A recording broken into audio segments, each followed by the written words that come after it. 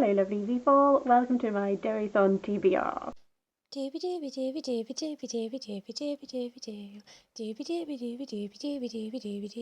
Vlogs. March is when Dewithon takes place, which is named after Dewi Sant, also known as St David, who's the patron saint of Wales. The whole point is just to read as much Welsh books as you can. I took part in this for the first time last year.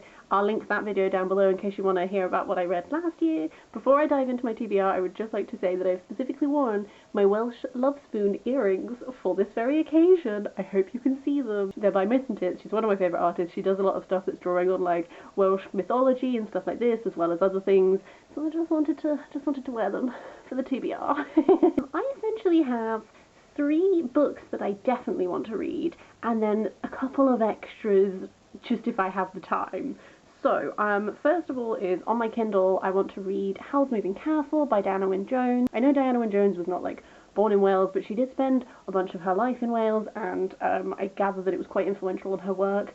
I've never read any Diana Wynne Jones, because last year for Dewithon, I planned to read my first one, Black Maria, which I physically owned, and I left it in my office during my trial work from home day, and then the stay-at-home order was announced, and it's been a year, and I still don't have that. I don't have the book. It's still in my office. I don't know when I'll get it again. So I thought this time I will definitely read her. Howl's Moving Castle is obviously very famous because of the Studio Ghibli film version. I gather that the book is quite different. I don't know in what ways and to what extent, so I'm really excited to find out. I know that it follows this girl called Sophie, who gets like a spell cast on her which makes her like age to be an old woman, and then she ends up discovering Howl and his moving castle, and then like shenanigans ensue. I'm really excited to read my first Diana Wynne Jones. I know that she's really beloved, and I know that this series in particular is really well loved, so I'm really looking forward to just sort of like finding out why. After that is non-fiction. This is A History of Wales by John Davies.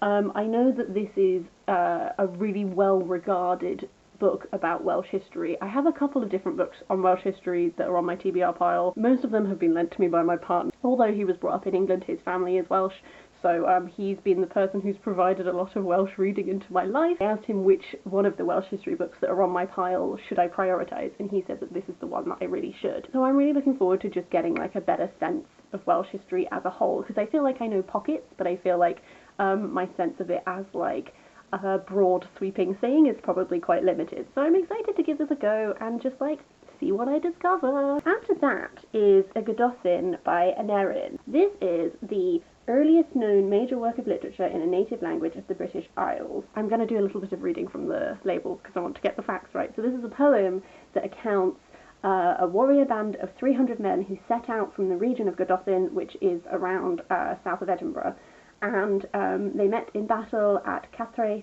and though the Godocin men were reputed to have slain 7 times the number of the enemy, they were overwhelmed by superior numbers and perished without a survivor. You might be thinking, hey Sophie, Edinburgh's not in Wales. But this is written in an early form of Welsh, which is the language that was spoken in that part at that time.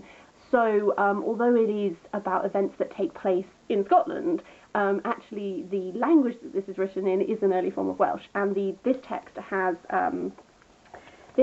the Welsh on one side and then the English translation on the other.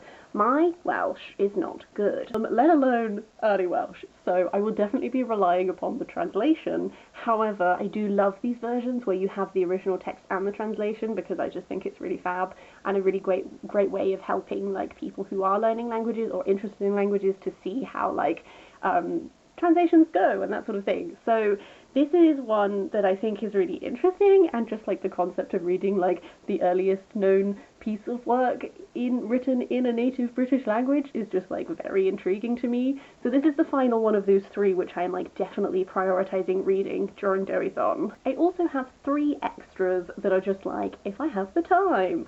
So first of those is Welsh Legends and Myths, 80 Myths and Legends from Across Wales by Graham Watkins.